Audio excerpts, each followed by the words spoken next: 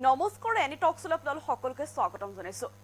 বেয়া ৰাস্তাৰ বাবে যদি কোনো নাগৰিক দুৰ্ঘটনাত পতিত হয় তেন্তে সেই দুৰ্ঘটনাত পতিত হোৱা নাগৰিকজনৰ সম্পূৰ্ণ চিকিৎসা খৰচ এতিয়া বহন কৰিব লাগিব। চিকিৎসা খৰচ এতিয়া দিব লাগিব চৰকাৰে। দুৰ্ঘটনাৰ 1 ঘণ্টাৰ ভিতৰত এই সকলো চিকিৎসাৰ খৰচ এতিয়া বহন কৰিব লাগিব চৰকাৰে। এই কঠোৰ এতিয়া নিৰ্দেশনা চৰকাৰলৈ জাৰি কৰিছে দেশৰ সৰ্বোচ্চ ন্যায়ালয়ে। বেয়া ৰাস্তাৰ বাবে যদি দুৰ্ঘটনাত পতিত হয় কোনো নাগৰিক তেন্তে সেই দুৰ্ঘটনাৰ পতিত হোৱা নাগৰিকজনৰ যে চিকিৎসাৰ খৰচ সেই চিকিৎসাৰ সম্পূৰ্ণ চিকিৎসাৰ খৰচ এতিয়া বহন কৰিব লাগিব চৰকাৰে। জনাইছো সবিশেষ এই মুহূৰ্তত জনাইছো আপোনালোকক বেয়া পথৰ বাবে দুৰ্ঘটনা হলে এতিয়া সম্পূৰ্ণ চিকিৎসা খৰচ দিব লাগিব চৰকাৰে। দুৰ্ঘটনাৰ 1 ঘণ্টাৰ ভিতৰত সকলো খৰচ বহন কৰিব লাগিব চৰকাৰে। আৰু প্ৰতিগৰাকী দেশৰ নাগৰিকৰ প্ৰাণৰ মূল্য এতিয়া বুজি পাব লাগিব চৰকাৰে। দুৰ্ঘটনাত পতিত হোৱাৰ পিছত হাস্পতালত ততাতৈয়াকৈ চিকিৎসা লাভ কৰাটো নাগৰিকৰ অধিকাৰ। আৰু সেইবাবে চৰকাৰে 1.5 লাখ পৰ্যন্ত চিকিৎসা সেৱা আগবঢ়াব লাগিব দুৰ্ঘটনাত পতিত হোৱা নাগৰিকক। আৰু চৰকাৰলৈ এই কঠোৰ নিৰ্দেশনা এতিয়া জাৰি কৰিছে দেশৰ সৰ্বোচ্চ ন্যায়ালয়ে। চৰকাৰলৈ মটৰ ভেহিকেল আইন 162 উদ্ধৃত দি আচলতে ন্যায়ালয়ে এই নিৰ্দেশনা এতিয়া জাৰি কৰিছে। এই মুহূৰ্তত জনাই আছো আপোনালোকক যিহেতু বেয়া পথৰ বাবে যদি দুৰ্ঘটনা হয় তেন্তে সেই দুৰ্ঘটনাত পতিত হোৱা নাগৰিকজনৰ সম্পূৰ্ণ চিকিৎসা খৰচ এতিয়া দিব লাগিব চৰকাৰে। দুৰ্ঘটনাৰ 1 ঘণ্টাৰ ভিতৰত সকলো খৰচ এতিয়া বহন কৰিব লাগিব চৰকাৰে। প্ৰতিগৰাকী দেশৰ নাগৰিকৰ প্ৰাণৰ মূল্য এতিয়া বুজি পাব লাগিব চৰকাৰে।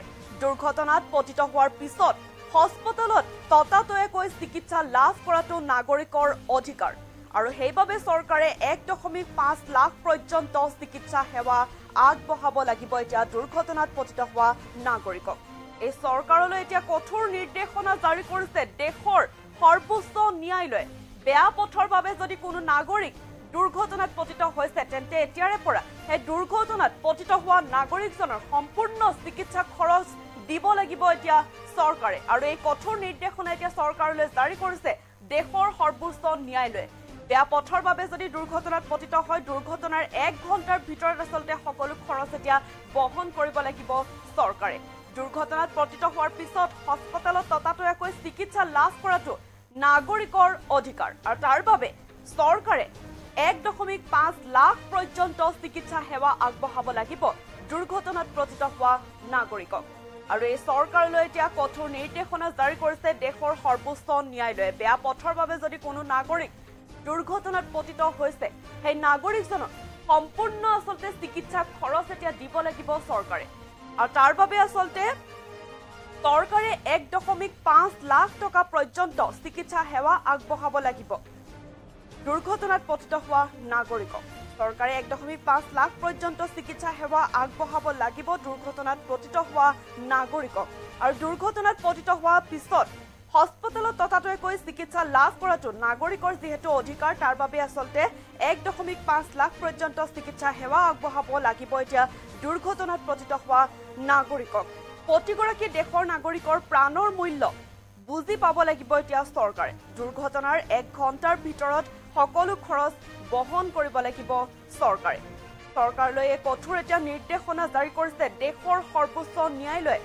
বেয়া পথৰ বাবে যদি কোনো নাগৰিক দুৰ্ঘটনাত পতিত হৈছে তেন্তে সেই নাগৰিকজনক সম্পূৰ্ণ চিকিৎসা খৰচ এতিয়া দিব লাগিব চৰকাৰে। দুৰ্ঘটনাৰ 1 ঘণ্টাৰ ভিতৰত সকলো খৰচ বহন কৰিব লাগিব চৰকাৰে। প্ৰতিগৰাকী দেশৰ নাগৰিকৰ প্ৰাণৰ মূল্য বুজি পাব লাগিব এতিয়া চৰকাৰে। আৰু দুৰ্ঘটনাত পতিত হোৱাৰ পিছত হস্পিটেলত ততাতৈয়াকৈ চিকিৎসা লাভ কৰাটো নাগৰিকৰ যিহেতু অধিকাৰ তাৰ বাবে চৰকাৰে 1.5 লাখ পৰ্যন্ত চিকিৎসা সেৱা আগবঢ়াব লাগিব দুৰ্ঘটনাত পতিত হোৱা নাগৰিকক। আৰু চৰকাৰলৈ এই কঠোৰ এতিয়া নিৰ্দেশনা জাৰি কৰিছে দেশৰ সৰ্বোচ্চ ন্যায়ালয়ে। বেয়া পথৰ বাবে এতিয়া যদি কোনো নাগৰিক দুৰ্ঘটনাত পতিত হয় তেন্তে চৰকাৰে সম্পূৰ্ণ চিকিৎসা খৰচ দিব লাগিব।